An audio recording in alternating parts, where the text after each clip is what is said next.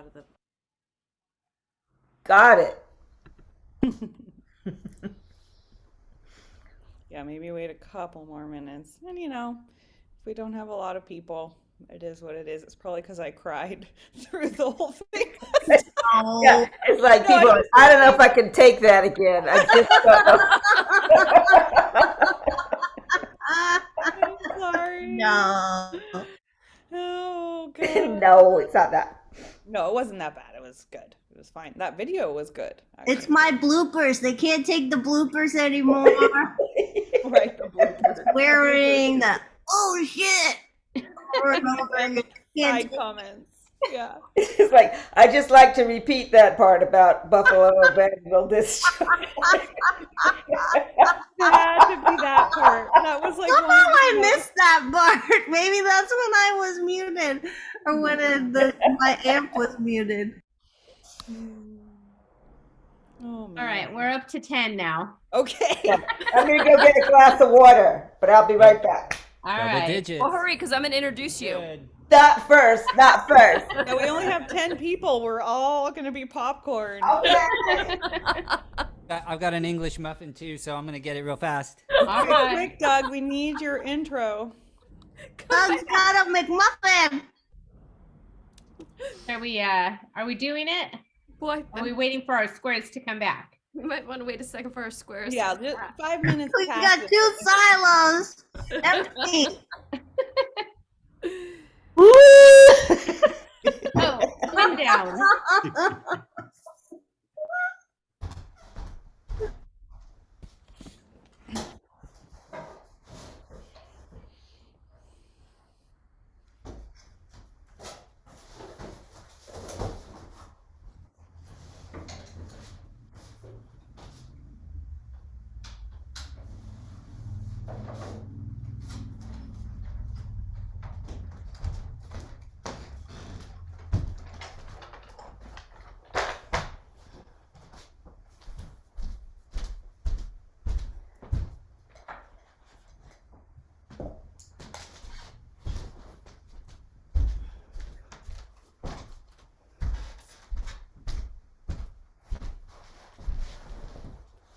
Are you letting people in?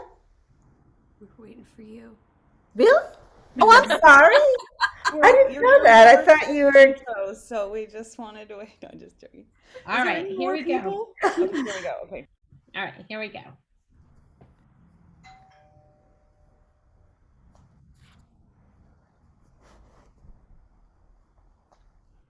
Hello, everyone, and welcome to Learning and Mending Bison and Range. I'm Jen, and as we all get settled into our squares this evening, I'm going to start off with sharing our embroidery of the week. And this one is extremely lovely, I have to say. I was very excited when I opened the package. It's from Josh Remmer. And what is so wonderful is the use of hand embroidery and also, I think it might be done on a machine. I'm not 100% sure, but I just thought it was so beautiful and really illustrated this series so beautifully.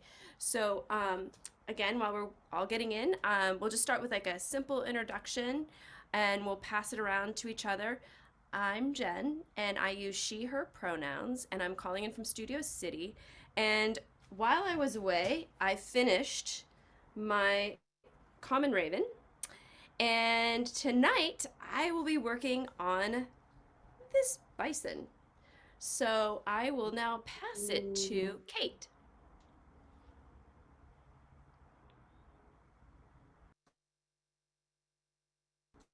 Oh, Kate, I'm not sure if we can hear. I can't hear you. I'm not sure if it's just me or everyone. Definitely can't hear. Oh no. Okay.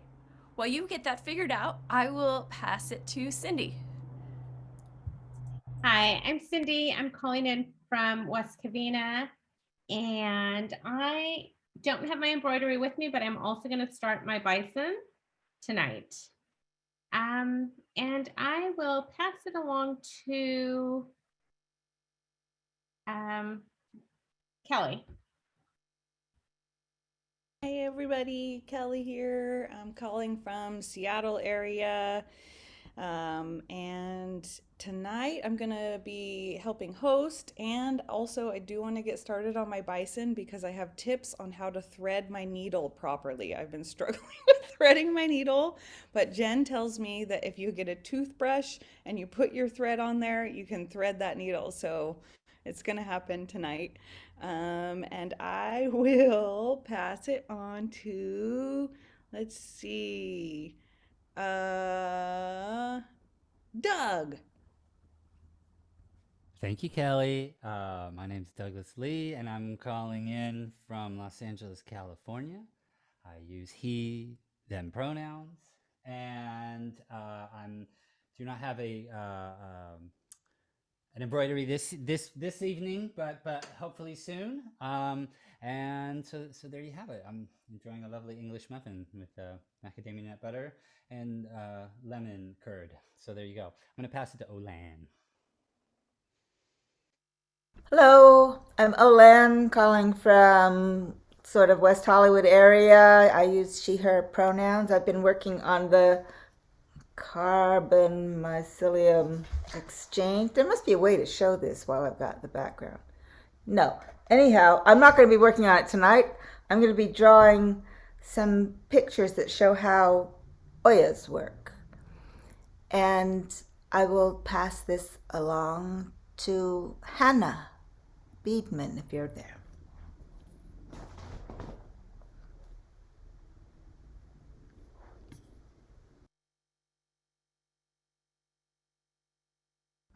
We can't hear you, Hannah. We can't hear you. This is the perils of Zoom. I'm sorry, duh. It's all Okay, so I'm gonna hi, I'm from calling in from Eagle Rock, and I'm gonna show my embroidery so far. I've been a bit slack these past couple of weeks, and now the stupid iPad's falling over. Sorry. It showed the buffalo. Okay, that's what I've done so far. So I haven't done the body yet, but this is trying to make the water come back in the potholes and the flowers grow. And the person who was threading the needle, I just need to say that my grandma used to boast that she could thread a needle with her eyes closed.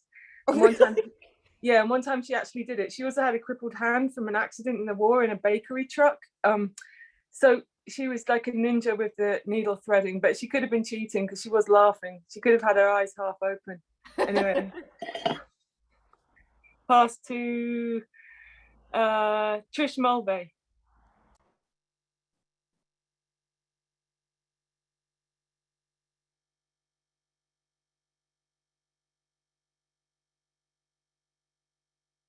Thank you. I'm Trish Mulvey. I'm calling in from Palo Alto, land of the Malikma Ohlone, and I use she, her, and we a lot. My embroidery is still the yellow rumped warbler, and I'll pass it off to Stefano. Hi everyone, Stefano from Los Angeles. Excited to be here as always. I won't be embroidering, but I'll be happy to be with you, and I'm gonna pass it on to Emily. Hi everyone, Emily here in Echo Park neighborhood of Los Angeles. She, her pronouns. I'm here with my interspecies friends, Bucky and Lulu, my dogs of the household. Happy to be here with you. I'm gonna be working on my embroidery. Oh, gotta find the sweet spot where it doesn't disappear. I've just started doing the fur of the buffalo. I'm very excited. And yeah, I'll be helping out with the screen share tonight. Let me pass it to Kavi. Kavi, have you introduced yourself? Have not. Thank you, Emily. Hi, everyone. Copy calling in from Sacramento, California, home of the Wilton Rancheria. No embroidery over here, but I'll be reading along and looking forward to this evening. I'll pass it over to, let's see, D. Hi, Derainer Holland calling in from Baldwin Hills, California. I go by she, her pronouns, and I am excited to be here tonight. And I'm not sure who has gone yet, so because I'm on my phone, I don't see. I'll pass it on back to Jen. Perfect timing. So I will start with our introduction. So good evening, everyone. And again, welcome to Learning and Mending. Since the pandemic began, Metabolic Studio has moved our weekly open studio practice to Zoom. In this 8th series of Learning and Mending, Bison and Range, we will look at the grassland ecozone that spans more than 180 million acres, stretching across the center of North American continent from its northern tip to the wetlands that flow into the oceans, and how this vast network of biologically diverse landscapes has been radically re-terraformed by the ideologies of manifest destiny, extractivism, capitalism, monocultural farming, and the colonization of commons of soil, water, and seed. To honor the bison, we have a new embroidery designed by Michael Briard. We are happy to add to our collection. If you'd like one of these or another one of the patterns we have to offer, please send us an email with your mailing address to info@metabolicstudio.org.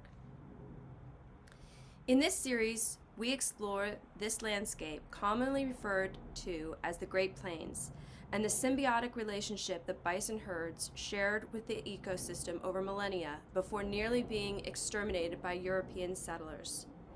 The First Nations of this continent are still deeply connected with the epistemological independent web of life, and in this series, we will learn about the contemporary movement led by Indigenous people and their allies to bring the bison back to their range while confronting systematic colonialism in its past and present forms. In this time of spring renewal, we come together to celebrate the deep knowledge of the herd, the biodiverse prairies of our continent, Indigenous wisdom and peoplehood, and continue to explore the systematic changes that are urgently needed for a more just and ecologically sane future. Olan Jones, Director of Overtone Industries, will conduct our participatory Zoom with choir with sound artist Douglas Lee. They will direct us in a virtual choir through the silo we work with on the western boundary of the Great Basin each week during this series. This series is curated and led by Kelly Skye, an ecologist, artist, and PhD candidate at UC Santa Cruz. Tonight, we will share our screen displaying this week's reading. Feel free to jump in and read aloud from the text as you feel inspired, as we welcome one and all to both listen and giving voice to the unique texts we share each week. And now I will pass it over to Kelly. Good job, Jen. Hi, everybody.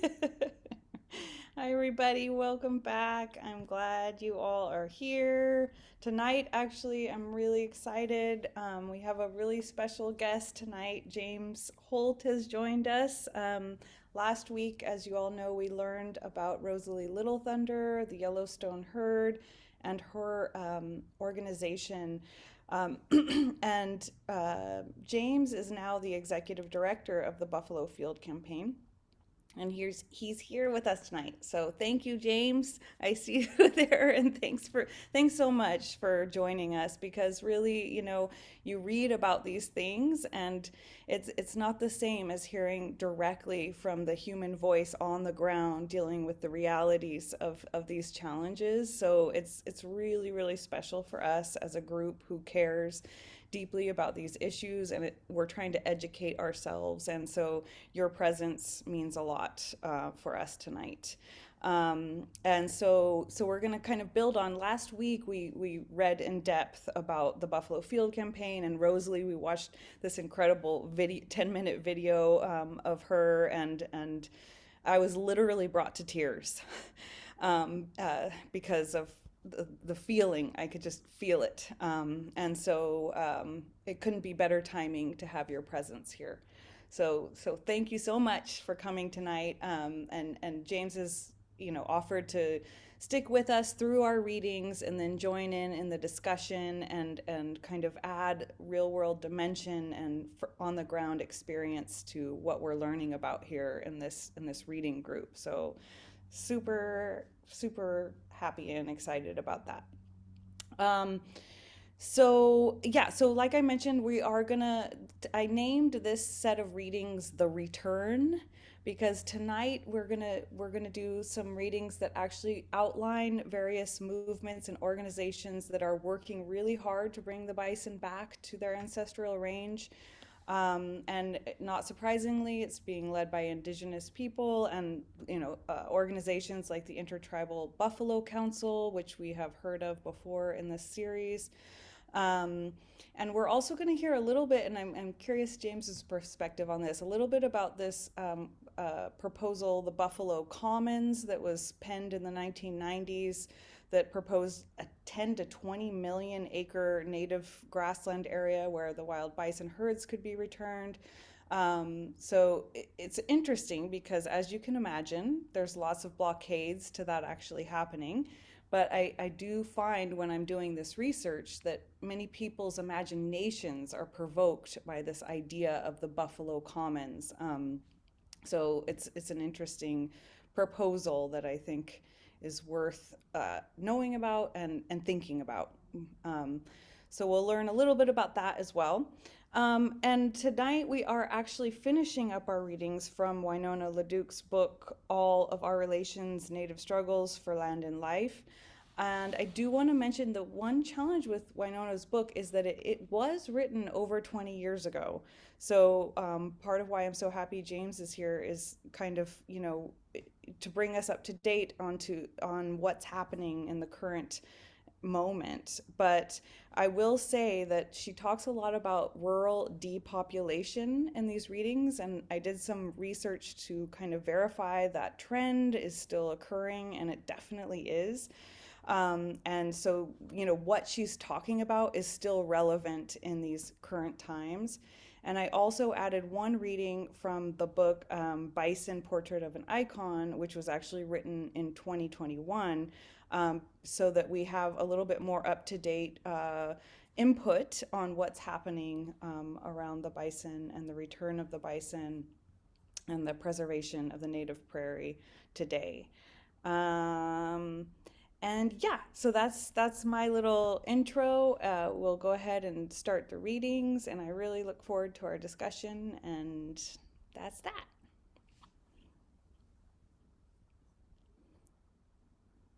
Thanks, Kelly. I'll pull up the PDF for everyone. Just give me a moment.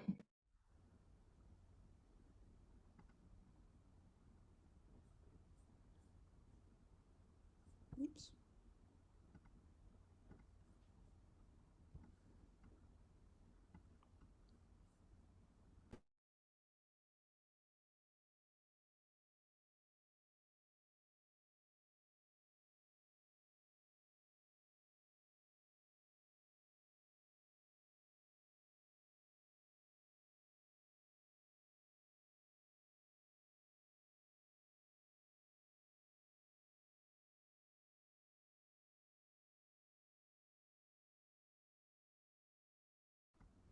Okay, I'm jumping in.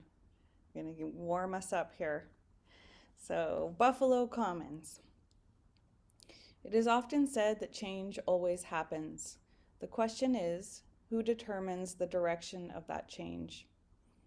The fact is that the Great Plains are transforming, and the region's cattle, monoculture, and crop economy is changing because it does not work. Since the 1920s, a great span of the heartland has been drastically declining in human population. By 1990, 133 counties, constituting about a quarter of the United States, had reverted to, quote, frontier status, with fewer than 2 people per square mile. By 1999, 62% of Montana was frontier status. 40% of the U.S. landmass is home to only 1% of the population. Many of these areas are in significant economic decline. Over 1/4 of loans to farmers in Nebraska and the Dakotas are delinquent. All of this is combined with some additional facts, like the average age of a farmer, elderly, high poverty levels, and other indicators like low levels of construction in the region. Edward Valandra of the Rosebud Reservation reported in his 1994 study that native populations were increasing substantially in many of these same areas. While non-Indians are moving out of the Great Plains region, Indian populations are growing, with the highest birth rate in the country. Between 1985 and 1990, Montana's population dropped 6.1%, North Dakota's dropped 7.3%, Nebraska's 2.4%, Oklahoma's by 3.9%, and South Dakota's by 3.1%. On the other hand, Native people in those same states have experienced significant population increases, almost 1/3 in every case. The Sioux population increased by 36% between 1980 and 1990, and the Blackfoot numbers increased by 73% between 1980 and 1990. What the region will look like 20 years from now, which is today, is an excellent policy question and one ripe for discussion in the context of the Buffalo Commons. Demographically, those figures may be matched with present native land holdings, and they demonstrate the possible foundation of a buffalo restoration efforts and the Buffalo Commons. In west central South Dakota, for instance, Lakota land holdings total over 7.5 million acres, almost 2.5 times the land holdings of the federal government. That land could be combined with areas like the Badlands, which really does belong to the Lakota in any case, to make larger buffalo ranges.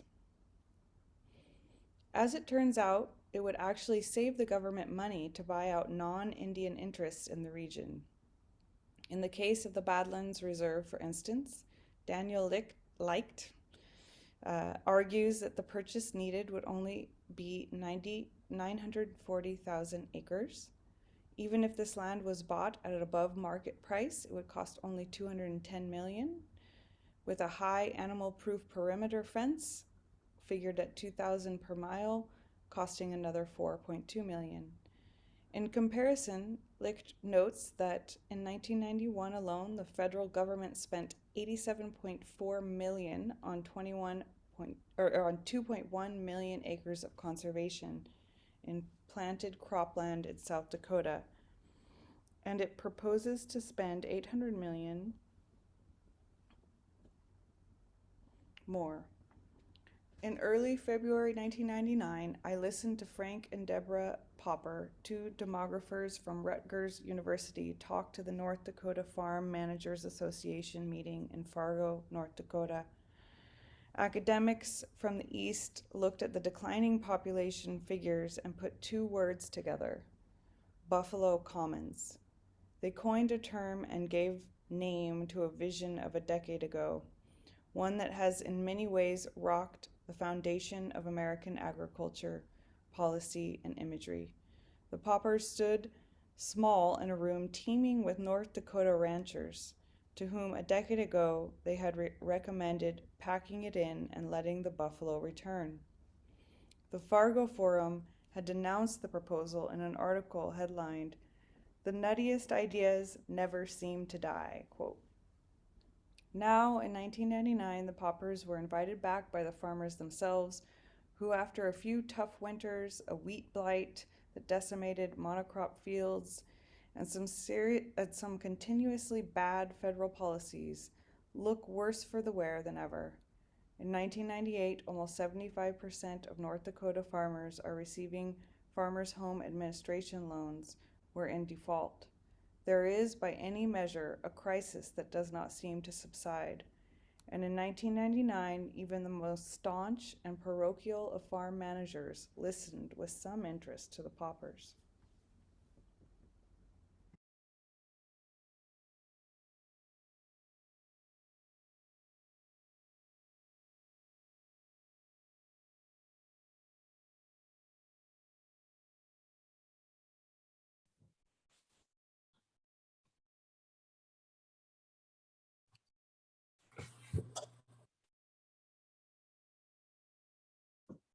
Virgil Kills Strait is one of the leaders of the Wounded Knee Memorial Ride, which commemorates the fateful journey taken by Chief Bigfoot and his small band that tragically ended at Wounded Knee in 1890. Virgil, Jim Garrett, Alex White Plume, and others have talked about running a buffalo corridor from Standing Rock, Cheyenne Eagle Butte, down to Pine Ridge, following Chief Bigfoot's historic path. Edward Villandra eyes the same land and proposes approximately 2.2 million acres of land as the foundation of a viable land base for a buffalo herd. Their vision is the beginning of something big, pretty much as big as the dream has to be in that immense region. Some 41 tribes are members of the Intertribal Bison Cooperative, a nonprofit organization founded in 1993 that works to enhance tribal efforts at buffalo restoration and is also active in opposing the slaughter at Yellowstone. Since its inception, ITBC, with an annual budget of around $1 million, has provided technical assistance to member tribes and public relations and information. Thank you. To the larger society. They were instrumental in negotiating an agreement between the tribal organization and the National Wildlife Federation to support the transfer of live buffalo from Yellowstone to tribes. On other reservations, whether the Taos Pueblo in northern New Mexico or the seventh generation Buffalo Cooperative on the Standing Rock Reservation in North Dakota, there are buffalo growing and communities welcoming home their relations. The larger ecological and cultural vision is the long-term extension of these small pieces of work. That is how buffalo are restored to larger regions in order to truly be buffalo. According to conservation biologists like Reed Noss, much of the land on which the buffalo presently roam is not suited for their long-term viability because biology has been absent from design decisions, Noss writes.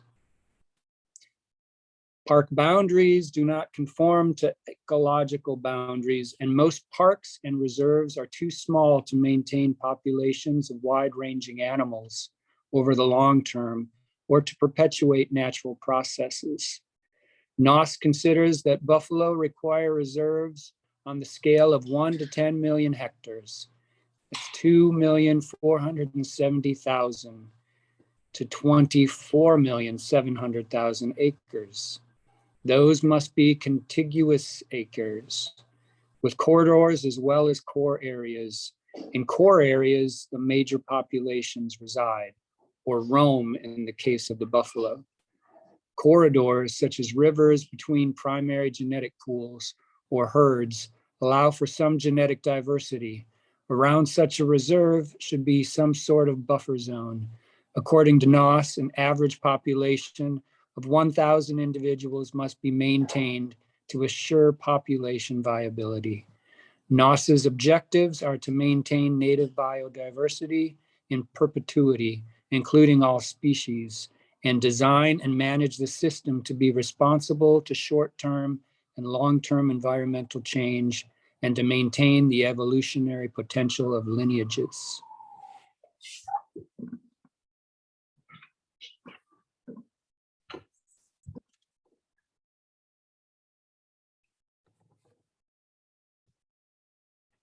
Braids of a grandmother's hair. My grandma had a little bag that she always carried around with her. She was 102 years when she died. In that bag were some of her most special things.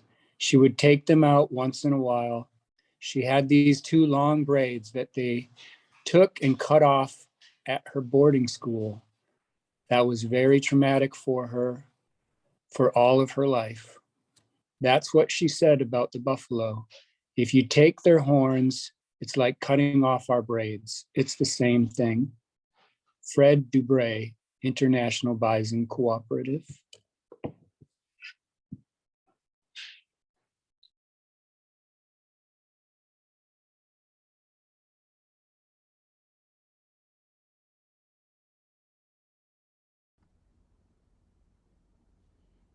Yeah, this continues on. There we go. Yes.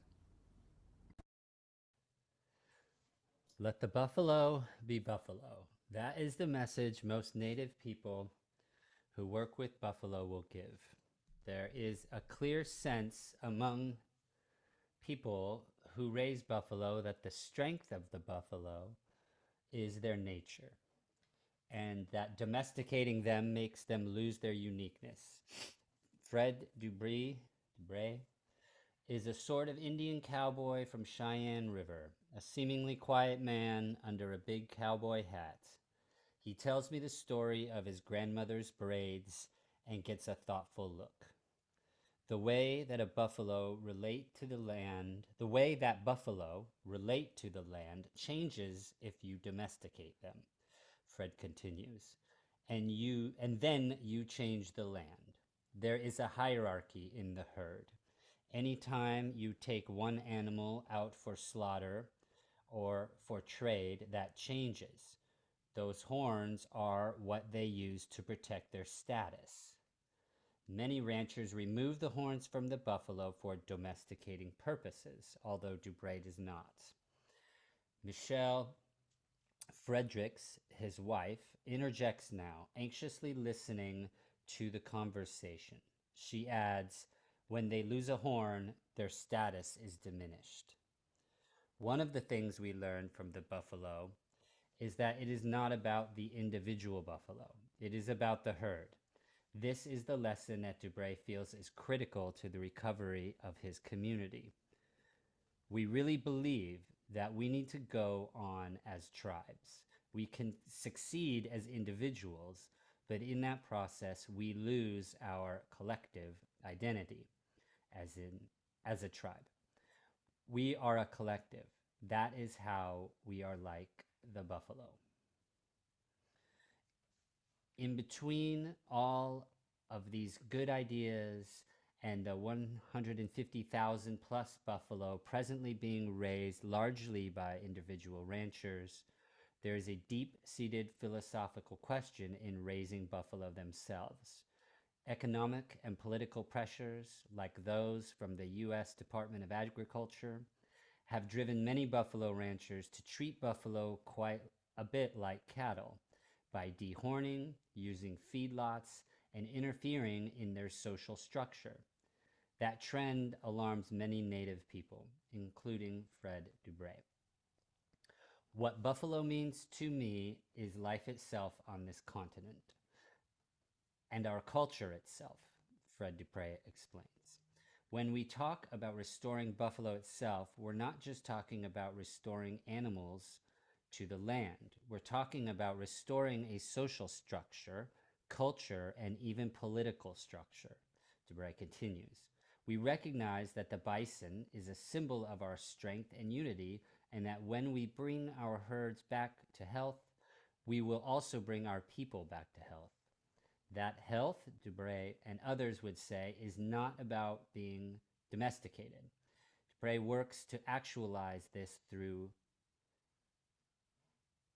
Pete, the Cheyenne River Nations Corporation that is already growing the buffalo herd.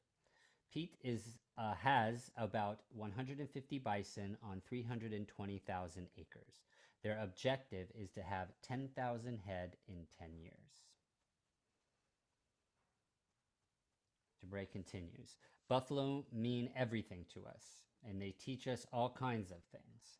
I spent a lot of time watching them, and they teach you how to respect yourself better, how they can relate to each other and live in other species, and how they respect each other. Those things that are real to, those are things that are real to Indian people. But restoring the buffalo is not just for Indian people, it is for this country itself. The heart of this country needs to be reestablished. They are killing off and destroying the last wild herd there at Yellowstone, probably because they're wild. That is something that America needs too.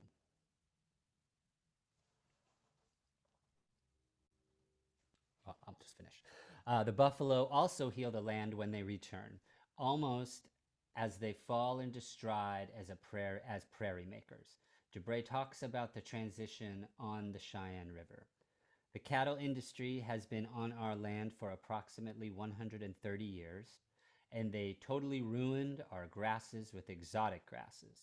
Today we have the buffalo in those prairies and have recovered almost 95% of the original native grasses. Bringing back the way. As your eyes scan the land at Pine Ridge, there is something that you do see clearly: indigenous prairie. Native prairie grasses span much of the uncultivated tribal landholdings on Pine Ridge. The same appears true on Yankton, Cheyenne River, and a number of other Northern Plains reservations. It's an ironic twist at the end of the 20th century. The last pitiful vestiges of biodiversity on the Great Plains remain with the last remnants of indigenous cultural diversity, Native people. Richard Sherman is a wildlife biologist with the Ogallala Parks and Recreation Program on Pine Ridge. He walks through the 17,000-acre pasture, one of the pastures for the Oglala herd. He stops, points out various buffalo delicacies, prairie turnips, sage variety, and mushrooms that all thrive in the buffalo pasture. The pasture is a model of Richard's larger vision of Lakota land stewardship, which he describes as a culturally appropriate system based on the values and philosophy of Lakota people. Much of this land, except that leased to non-Indian agricultural interests, seems prime for the program. How long does it take to restore a prairie? It doesn't take too long, Richard explains, to heal the land once it starts. It's happening here on our buffalo pasture, 40 miles away as the magpie flies. Alex and Debbie White Plume's family is, in its practice, striving to bring back the way. After dealing with 25 years of reservation politics, Indian Reorganization Acts, governments, FBI oppression, AIM, etc., the White Plume family just sort of withdrew up a canyon into Alex's grandfather's allotments and began growing things. The Buffalo Nation, the Horse Nation, the Plant Nation, as Debbie calls them, all share the 1,200-acre land base with the White Plume's Tiwahe close family and the Teosapaye extended family. The traditional form of government in Lakota culture. Each nation helps the other nations care for themselves and each other. Ben Sherman, Richard's brother, gets a sparkle in his eyes when he talks about his Buffalo Gap Rescue Project. Sherman and his colleague, Dana Echohawk, found a 500-year-old buffalo jump site near Beulah, Wyoming, at which over 20,000 buffalo were believed to have been killed. Ben wants to see not only a buffalo jump interpretive center, something like the Head Smashed In Buffalo Jump Interpretive Center in Alberta, a World Heritage Site, but a live buffalo herd as well. Over the past few years, he has carefully and patiently cultivated a relationship with the Nature Conservancy, which, as it turns out, has similar interests. The Wyoming chapter of the Nature Conservancy began working with Ben and his project, and through a new office in Rapid City, has begun negotiating easements and ownership of acreage. They've purchased over 2,000 acres of property in the area, Ben explains. Encouraged by their commitment, I'd just like to see buffalo back in the hills again, he says, and smiles.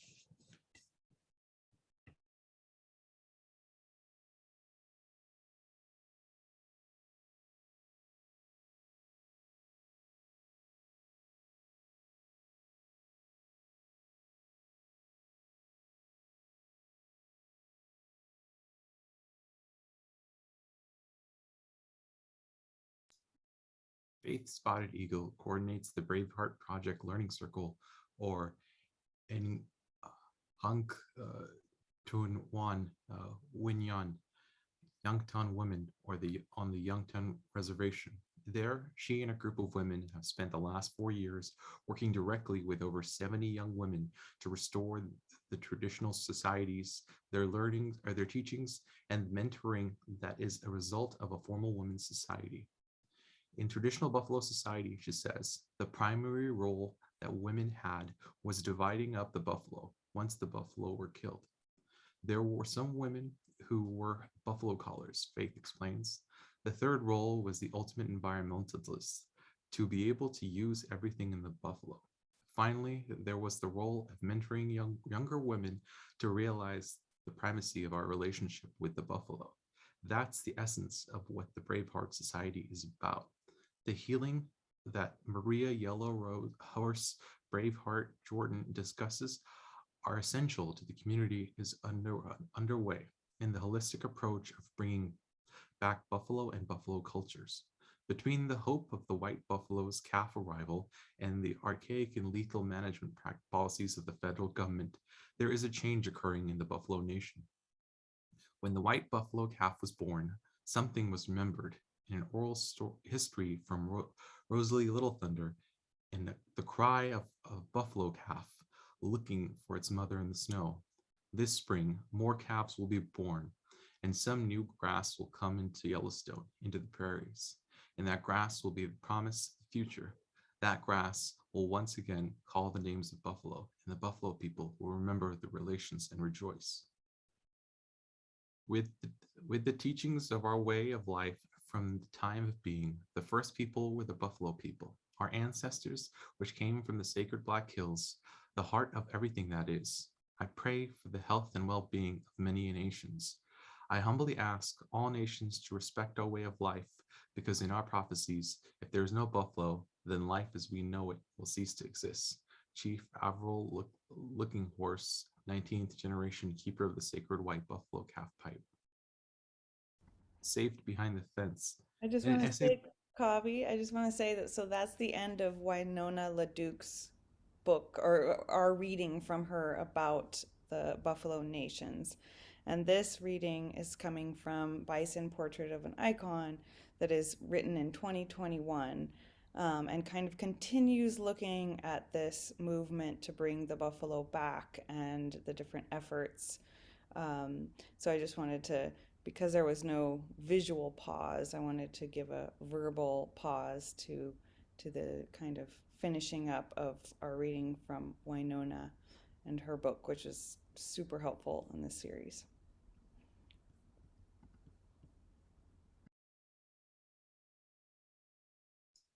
Saved behind the fence. In an essay penned in 1987, Frank J.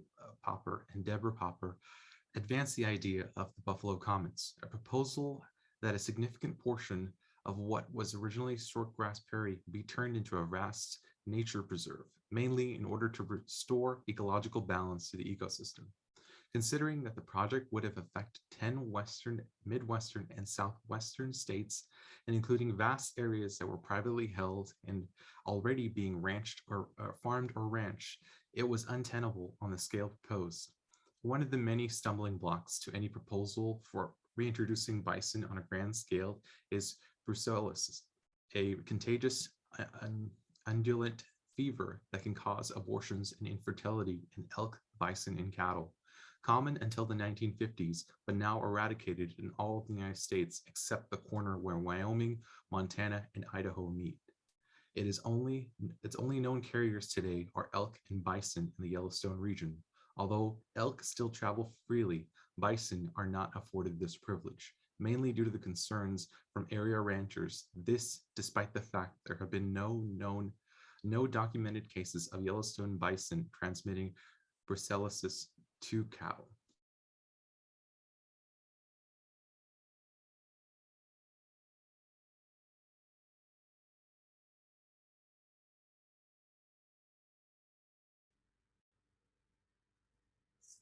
Yellowstone National Park is the only place in the US continuously occupied by bison since the early days of the country. By the turn of the 20th century, fewer than 100 remained. But within a few decades, the herd had propagated so well it was necessary to cull. This practice was stopped in the 60s, the result being that within 30 years there were 4,000 head. They would travel out of park, especially in the winter, but Montana ranchers objected. The winter of 1996-97 was especially harsh. Thousands of bison left the park searching for food, and more than 1,000 were slaughtered at the border. Hundreds more had to turn back into the park, where they starved. Since 2005, the Montana Department of Fish, Wildlife, and Parks has experimented with public hunts, allowing 25 to 50 animals to be hunted by lottery near park borders, much to the dismay of groups like the Buffalo Field Campaign, whose motto is protecting the last wild bison. Under the terms of the Interagency Bison Management Plan drafted by federal and state agencies and Native American groups, there's also an annual capture within the park. Yellowstone buffalo are not free roaming, notes George Horse Capture Jr. It's like Indians in the past. You left your reservation and that could be a death sentence. Bison are in fact classified as livestock. This has resulted in a conundrum that some experts refer to as being saved behind a fence. Grizzly bears, for instance, have been repopulated and wolves reintroduced in the American West. Today, their populations are both free roaming and successfully propagating. Bison, however, despite their dramatic increase in numbers, are almost all either literally or virtually fenced. Unlike moose and elk, bison as a wildlife species don't yet exist, though many are hoping to change that. The thesis of the Buffalo Commons that reintroducing bison to prairie environments is the ecologically sound path is being advanced on multiple fronts, and there are efforts underway to restore bison as a wildlife species, a particular focus of yet another group, the National Wildlife Federation. Jason Baldes is Tribal Buffalo Coordinator for the National Wildlife Federation and serves as Secretary of the Intertribal Buffalo Council. As a member of the Eastern Shoshone Tribe, he also manages the Shoshone Tribe's buffalo herd on the Wind River Reservation in Wyoming. The tribes on the Wind River Reservation have a history of conservation success, he says, pointing to the establishment of a 180,000-acre roadless area in the 1930s, several decades prior to the passage of the 1964 Wilderness Act. More recently, strict game regulations established in the 1980s have resulted in the reestablishment of robust populations of species such as pronghorn antelope and bighorn sheep. Valdez's father was a wildlife biologist with the Fish and Wildlife Service. After father and son traveled to East Africa to witness the wildebeest migration, Valdez returned home with a vision to restore buffalo to the Wind River Reservation, where they hadn't been since 1885. Beginning with 10 animals in 2016 and adding 10 more the following year, the herd now numbers about 30, essentially free-ranging buffalo on 67,000 acres. The eventual goal is a herd of 1,000, but the process will take time. It's as much about managing the animals as it is about managing people, Valdez says. The challenge is to step out of the paradigm of treating them like cattle. Initially, they have to be behind a fence because no one can remember how to see them as animals on the landscape. In 2020, the U.S. Department of the Interior announced the Bison Conservation Initiative, a 10-year directive to pursue the goals of wild, healthy bison herds, genetic conservation, ecological restoration, cultural restoration, and shared stewardship. Around the same time, the Rosebud Sioux tribe announced the creation of the Wolakota Buffalo Range, almost 28,000 acres of native grassland with the capacity to support a herd of 1,500. WWF's Dennis Jorgensen also points to an effort by the Blackfeet to restore a semi-free-ranging herd, one that would be allowed to move freely across the border between Glacier National Park and Canada's Waterton Lakes National Park. Perhaps one day the bison as livestock versus wild and fenced versus free-ranging question might ultimately arrive at a comfortable resolution. In the meantime, increasing numbers of buffalo are ranging more and more unfenced acres in as close to a wild state as possible to the benefit of the land, the people, and other wildlife species.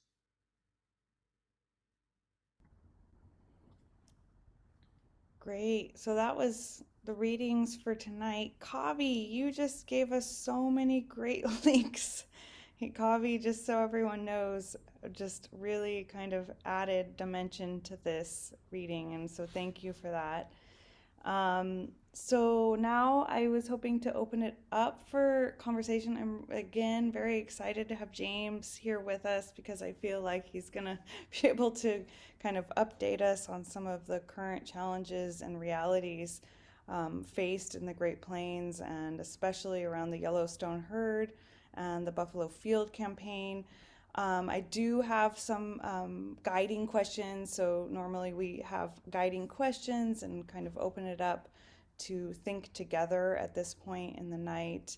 And, you know, for me, after reading these pieces of writing, there was a couple things that came up, and I'll just put out my guiding questions and then kind of pass it on to Kavi and James as well, and the rest of us to think through this. But one of the big things that came up for me was just this reoccurring tension between what is wild and what is domesticated. And it seems like there's this tension, especially with the bison's nature, to push towards domestication. And it seems that that is a major issue. And I just wonder about that impulse to domesticate and how we can overcome that or rethink that.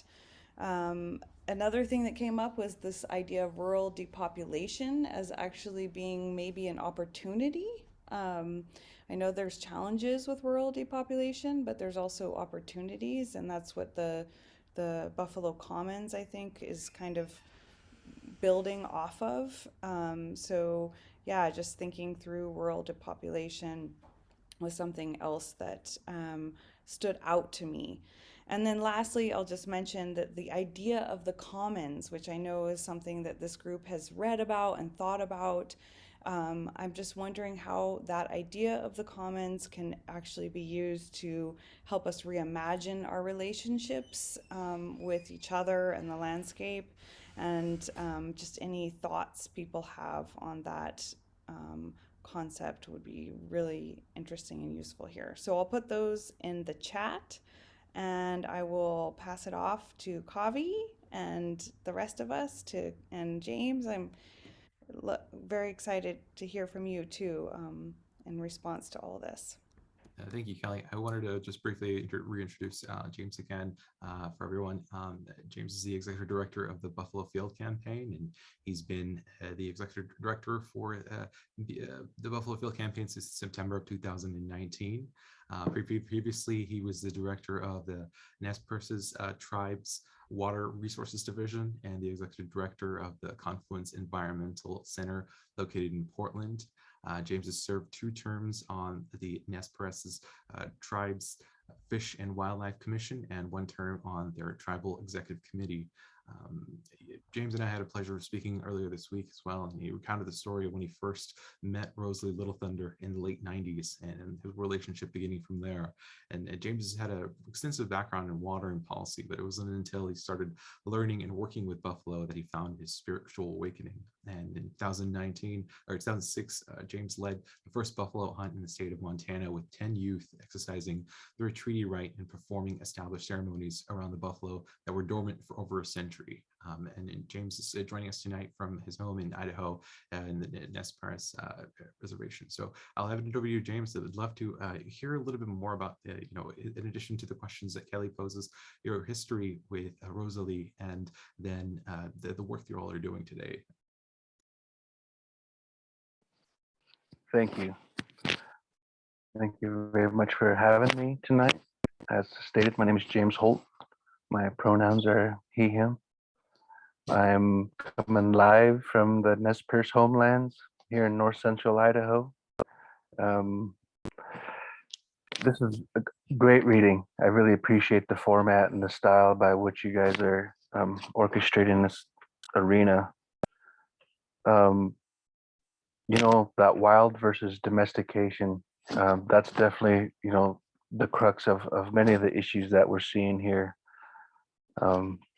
The role of tribes. It was very interesting for me and almost nostalgic to hear these names. When I first got introduced to the ITBC, they were known as the Intertribal Bison Cooperative. And as success and policy advancement and the cascading effects of building up the Fort Peck program, they had to change their focus. And so they changed their name to the Intertribal Buffalo Council, keeping their same acronym. I was on the board, the Intertribal Bison Cooperative in 1998 through 2001. I was their treasurer for the time. I served on that board with Ed Verlandra, from over in Rosebud. I sat beside Fred Dubray in many meetings. And so it was very, nostalgic for me to remember all this stuff and to remember the struggles that we had went through at that time. The interagency bison management plan was still fairly new then. The struggles between the various parties, settled, I think it was in 1998 when they were in court.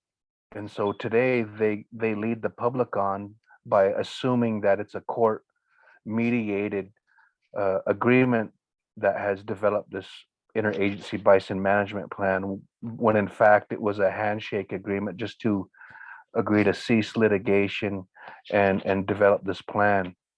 And so what has shaken out since then is this horrible thing that we see on the ground today. The big buy-in obviously was with tribes. Their contention the whole time, which would actually help lead to the creation of the ITBC, was the annual slaughter. Hopefully it says my connection's getting unstable, so hopefully I don't skip too bad. But the creation of that plan really kind of hamstrung the tribes in their advocacy. So they kept the main priorities: the slaughter, the ship to slaughter program, the hazing, all to placate Montana. And today the tribes have the Fort Peck program.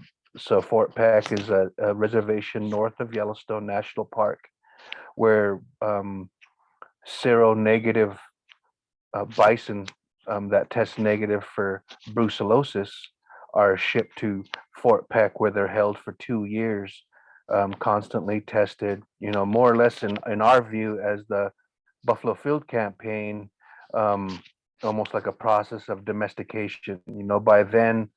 By the time these bison get relocated to reservations for on-reservation restoration, they've realized a whole bunch of vaccinations, corrals, hazing, interaction with humans.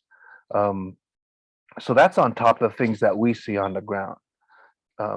We're in the field 24/7. Even right now, this is our busiest time of the year and the most traumatic. We are witnessing, semis that come out of the dark at night, and the buffalo are hard to see. And so we're getting highway fatalities. So we're out there with our signs on patrol, trying to stop that from happening, to protect both the people who use the highways and the buffalo themselves. So we have advocated for holistic solutions that involve the infrastructure bill, the transportation bill, not just the typical natural resource management agencies that we're used to dealing with, like the Fish and Wildlife Service, the Park Service, APHIS, the Animal Plant and Health Inspection Service. They play a huge role by the way they designate brucellosis. It's on their biological warfare list, the chemical warfare list. So not anybody can pick up brucellosis, study it, and find the appropriate path forward for wild bison and the cattle conflict. And as was stated in the article quite clearly, elk are allowed to migrate wherever they want to go. Wild bison are not, and elk have transmitted brucellosis to cattle. Bison never have. It's all about forage and the use of those cattle allotments on Forest Service land to prioritize cattle over the wildlife. So our national mammal is being treated as a second-rate species on its own homelands, and it sounds familiar, right? I mean, we heard it touched upon by Fred Debray and others about what domestication means for some, the removal of the horns. So it's such a difficult issue, on the ground as the Buffalo Field Campaign, as we embark on our tribal relations program. It's very multi-layered, where we have tribes like the Nez Perce tribe, as was detailed earlier by Kavi. In 2005, my personal research came to fruition, and I took those 10 Nez Perce tribal youth, and they reconnected the relationship for us. They were that power. They were that spiritual connection. So those ceremonies and those connections were awakened with them, and as students, as we know, youth are students, they were able to accept that learning, and in a lot of ways more better than our elders and our adults, whose cups are full often. And so it was our youth who provided that necessary connection to the buffalo. And now that's blown up to 7 tribes that exercise their treaty reserved rights, and they represent well over 50,000 tribal members. And so we're trying to develop that relationship. And so we hear time and time again, year in, year out, from the tribes like the Nez Perce tribe and the leadership that's still there today, or the Confederated Tribes of the Umatilla Indian Reservation, which the new director, Chuck Sams, is a member of. And so he's literally enrolled tribal member of a tribe that's trying and striving to practice their treaty rights, which is the formal legalized relationship that secures our way of life, our subsistence life ways, those things that we rely upon that was given to us. And so there's so much involved in the policies and the fight. All these individual agencies have their role in this holistic thing. For twice now, the Buffalo Field Campaign has successfully litigated the genetic disposition of Yellowstone bison. We contend that there's 2 separate populations there in Yellowstone, the central and the northern herds. And if what Reed Noss has stated, and we use that number as well, there has to be at least 1,000 animals in a healthy population to protect the genetic diversity. And right now they're managing for a single population, and that central herd in 2012 was, and you saw it again, and I believe it was in 96. I mean, they were just slaughtering these bison. We saw horrible things on the ground, them with helicopters less than 20 feet above the ground, pushing these pregnant cows that are ready to have birth and in any day, and making them run for a dozen miles, 20 miles. It was a horrible thing to witness. We shut down their capture facilities in the west entrance We've successfully identified year-round habitat on Horse Butte while we work with homeowners over there. And so, we have to deal with all these individual federal agencies as we holistically just all out fight Montana and the horrible policies that they're enacting right now. Them designating buffalo as livestock, mandating that none can come back into the state. And so the Park Service, they just initiated a new environmental assessment to create an environmental impact statement to rethink bison management into the future. And all of their options and alternatives still don't have bison crossing that border. And so we're still failing the larger ecosystem. We're still failing our future generations.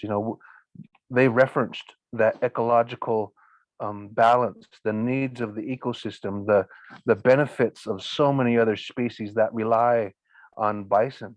The birds, there's plants, there's other um, predator species, there's species that just live off carcasses, all these species that rely on bison on the landscape that are ailing now. And then we see the rise of climate change, human caused degradation, habitat degradation, all these individual forces that are just collectively hammering away at the ecosystem and the habitat, and bison and apex predators like wolves and grizzlies are important to the future of those large landscapes. We've heard Secretary Holland, when she was still a congressperson, a congresswoman, talk about the 30 by 30 initiative, protecting 30% of our natural world by 2030 to address climate change, to maintain and protect things for our future generations. And I would contend the Yellowstone is low-hanging fruit, and there's a lot more that must be done, to fulfill that vision of the Buffalo Commons. There are those of us that are treaty tribes, where our treaties, the Buffalo Commons for us was the Charles Russell Wildlife Refuge, and that huge tract of land that is in central Montana that cater to the Blackfeet, the Nez Perces, the Salish Kootenai tribes, the Crow, all those regional tribes, the Shoshone Bannocks. And so there's so many forces at play, and the bison on the ground are the ones losing. This year, I mean, just this field season, it gets really hard for us to see these hazing and capture operations take place. Just this year, we saw one yearling and three calves get cut off from their herd that was trapped inside the corrals, the capture facilities. And it was horrible for us to see. They couldn't feed yet. And so they spent days and days, and turned into weeks, them calling through the fence. It gets emotional for us. We carry a lot of trauma at the end of every year because of the things that we see and the impacts of these federal agencies on the wild bison. And so they say there's this huge amount of bison out there in the world. Less than 10,000 are wild. And the only ones that have been continuously wild are those located in the Yellowstone. And of those, 23 were the original wild bison that have never left that homeland, and they call that home. And we see that the heavy-handed management actions of the Park Service, trying to kill their migratory instincts, choosing the clan mothers who lead these herds, who know where to go for the birthing grounds, who know where the earliest open grasses are, so they know where to migrate, they know where the corridors are, and they're killing that instinct, they're killing that knowledge, their wisdom that it takes to sustain a wild bison that is a part of their genetic disposition. So it's things like that that the campaign is addressing. We're holistically going out to tribes, we're talking to them individually, because we know there is a great benefit for on-reservation restoration. It rejuvenates their spiritual practices, their ceremonies. I was told of what Fort Peck has done for the local tribe there, for the many youth that have lost their way and maybe have went to the other side of the tracks of the law. and they find their way again. They find their path when they get community service and they serve those buffalo, and they find their path again, and they come back stronger than ever. And we see the schools that go there and they learn about the bison ecology. They reconnect with the cultural things that bison had provided for them as a people, and even the value added products of bison that are harvested and given value by their processing for jerkies, for hides, for skulls. Those are products that sell on the open market and benefit those tribes in an economic depressed regions. In Nez Perce, we're probably sitting at 30-40% unemployment right now. And we have it much better than tribes on the plains. And that's a sad fact, that really clearly should detail the third world nature of our reservations right here in the middle of the richest country in the world. And so tribes need that on reservation restoration. And so, it's up to us to provide that common ground, that holistic policy for those tribes that need on reservation restoration, and those tribes that have treaty rights, and their way of life, their cultural lifeways are predicated on that Yellowstone ecosystem, on an intact ecosystem and a healthy, vibrant herd of bison throughout that ecosystem. And so there is a lot of work to do. And it's important that tribes, their voices are increased, with Secretary Holland and Director Sams, and the success of that individual. I believe it was it John Baldes? You had talked about him. They're hosting a celebration soon, talking about the indigenization of co-management in the Yellowstone ecosystem and what that would look like. And so these discussions are elevating in nature, and tribal governments as sovereign entities are stepping up that government to government consultation process with the Biden administration, and demanding, their place at the table that is commensurate with what that sovereignty means to them, as well as that technical and scientific capacity to do it. They now have the knowledge to manage bison effectively. They can do it and succeed, and so we need to empower them, and so those are the kind of storylines that we push as a part of the campaign, that we'd like to center their voices, because we are a non-Indian organization. So they saw fit to hire me as their executive director, as someone who understands bison policy and the indigenous perspective for buffalo relationships, in that policy background, to meet with Senator Cory Booker, like I did a month or so ago, to address the White House Council on Environmental Quality and let them know that bison, are important to the ecosystem and what they're trying to do. So, these are just a taste of the things that we do and the arenas we're in, and how we fight that wild versus domestication, to vie for the wild characteristic and to focus on that and foster it.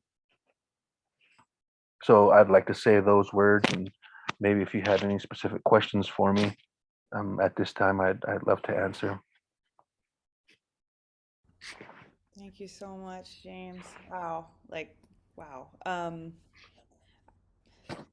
One specific question, then I hope I'll open it up to the group, but have you seen efforts, because the wild characteristic of the bison, they need to move across the landscape. So are there efforts that, yes, maybe it's not a fenceless area, but the bison are moving in patterns that are actually regenerative, and so it's almost like a hybrid. It's like it's not completely removing this impulse of domestication, which unfortunately is really hard to do in reality because of private property and the way our landscapes are shaped.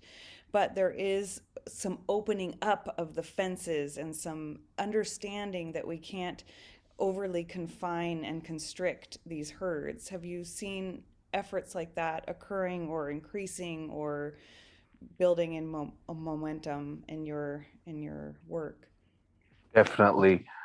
Some of those articles that they talked about, like Pine Ridge, for instance, I believe even since that article that Bison portrait of an icon. Even since that article was issued, I believe Pine Ridge has increased their holding capacity significantly. So I think that their range is even bigger than what was quoted. The Blackfeet, they have their reservation abuts Glacier National Park. They just identified a huge swath of land that is only accessible by their tribal membership. And they've connected that to some of those federal and park service lands there in that region to create a huge refuge for bison. And while there are fenced, I mean, it is a huge parcel of land that similar to other areas that, you know, in essence, it's rather, it could be wild in characteristic, you know, but they, you know, the nature of the beast is the feds and the states demand vaccinations and those kind of things that would further domesticate them, whether those tribes would want to or not. You know, and also just recently the Confederate tribes of the Salish Kootenai reservation, they just got permanent authority and ownership of the National Bison Range. So it was theirs to begin with. It was taken by them from Montana, and they just got it back. So there are big things happening. You know, there are some nonprofits and some tribes that are working to increase the quarantine potential around Yellowstone to really increase how much restoration goes elsewhere. Again, you know, we support that for tribes, but not um, at the detriment to those wild bison populations. You know, we feel like it's not a zero-sum game. You know, we see that throughout the country and maybe throughout the world now, where every issue seems to be polarizing. You know, you can get on social media and everything immediately becomes divisive or contrary. So we would like to just say that's not a zero-sum game, that there are common ground and there is a way that we can, you know, achieve a consensus and move forward as indigenous people or people that care about buffalo in general and want the best for them.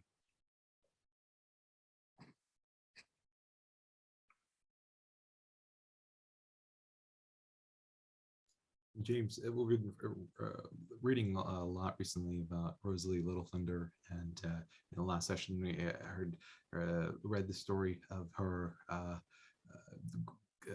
believe it was her grandfather, great grandfather, and the kind of echo of the work around the killing of the buffalo in the 90s, kind of an echo in the past, and generational trauma has been kind of coming forward. But with your time with Rosalie, would you be able to speak a little bit about her memory? I know there's a walk that you all do in commemoration of her legacy and things like that. Just to hear a little bit more about Rosalie herself.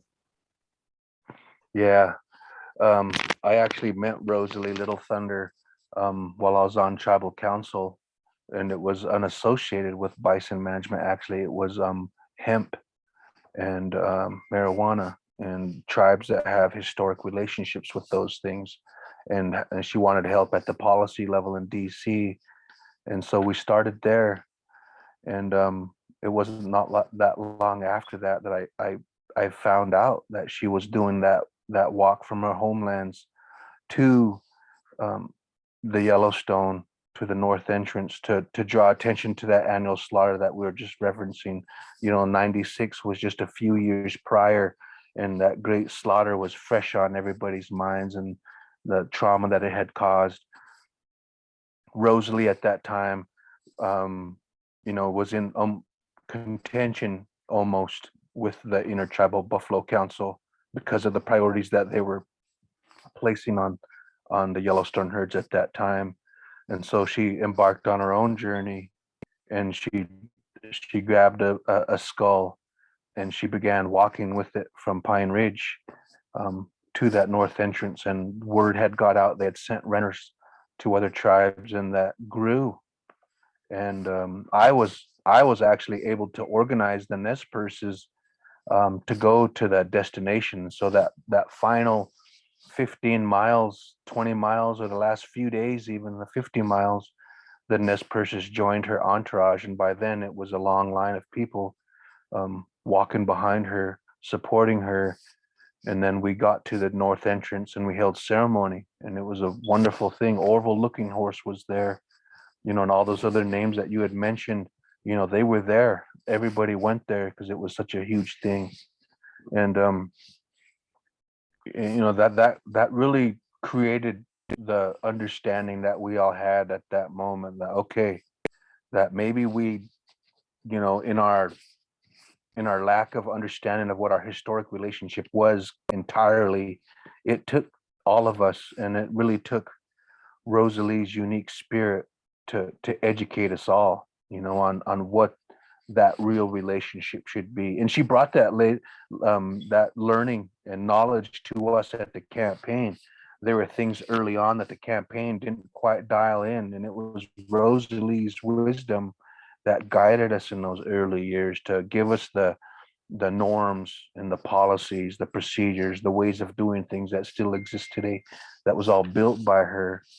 Even when I started the treaty hunts to reconnect our subsistence lifeways, Rosalie traveled to Gardner, Montana, and to present to our youth. And so she led our youth in prayer that morning and sang for us and let us know that there are things that we should consider as we go embark on that important hunt. And so even then, there was things that the treaty tribes were re-engaged with because of her knowledge that had been passed down through to her. And it really did. It permeated out through Indian country, and she really was, larger than life throughout the Buffalo Nations.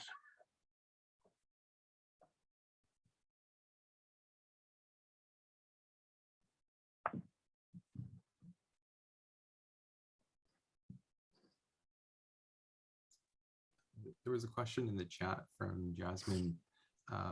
Where do you see opportunity or need for allies, advocates of reservation-led Buffalo proposals? It sounded like you were facing a lot of government red tape. I'm curious if you would like to see more activism showing up in departments like the NRCS or university extension programs. Definitely. What do they call it? The North American model for wildlife management. I mean, that model is one of colonial, command. So there's just a lot of fundamental ways that we could even just rethink the science that guides us today. So indigenizing how we think about these things is important. So, those areas, those universities that are beginning this research, it's important for them to reach out to those leaders themselves.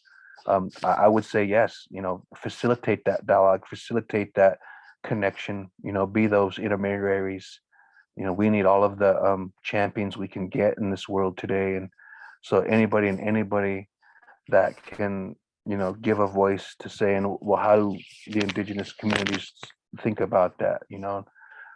I can commend you all in this organization for the water resources for the local populations there in Los Angeles. And I had fought for Pavunga, that ancestral burial ground over in Long Beach State, when I was just out of the service as a young man. And that's really what started my environmental and wildlife advocacy back when I was a young man. So it all matters. We need champions everywhere.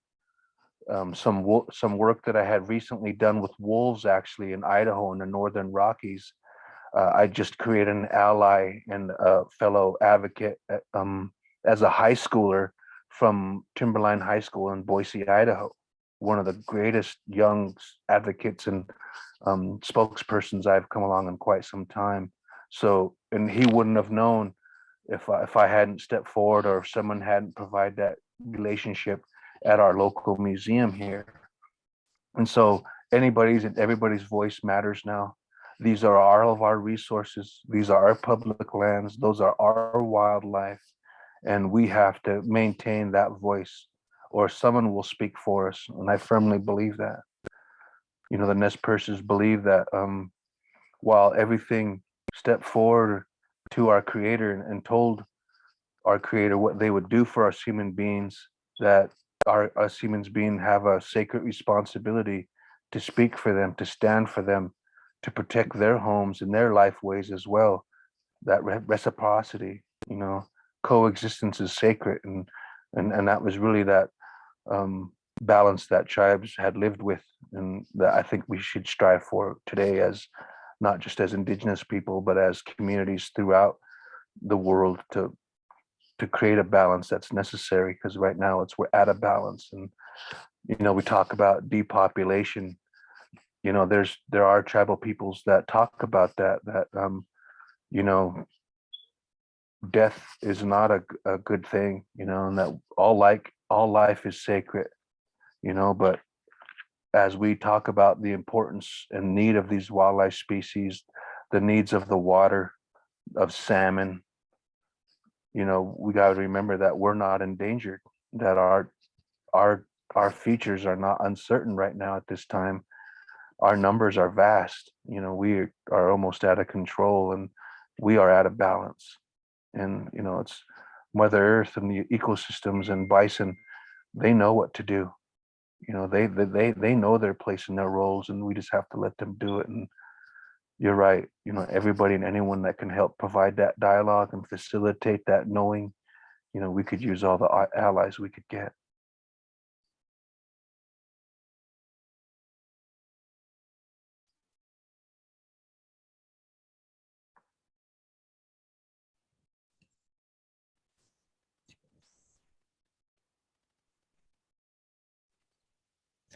Well, at this point in the evening, we sometimes offer our voices and to uplift the landscape that we exist in, all together in our virtual spaces. And thank you so much, Kelly, for leading us this evening, and Kavi for all of your links, and James especially for being here with us to share your work and your experience. We're so honored to have you. Thank you for having me. Olam, would you like to take it from here? Yes. So for those of you who haven't sung with us before like this, we are an undomesticated crew of singers. It's not like we're trying to make music that is like any other music. It's just a chance to digest this material in another way together. And whatever impressed you, that's alive in you, you hold that. And maybe you only contribute one note, or maybe you contribute a whole melody. But I feel like the thing that stuck with me through all of this is that, in a way, we're starting from a place of being cut off, that impression of the braids, the life of the braids, and that we're starting from the cut off place with this wish to connect. And so the way it'll work is I'll just take a moment and find a melody, and then Emily, if you're there, will you come in second? And then everyone who's done this before, just jump right in. And then even if you haven't done it before, just jump right in. Take a moment if you want with the mute, and then unmute and just join. And our voices are sent to that silo by Doug, and then they'll come back, and the silo will have worked some magic on it, and then we can sing with that.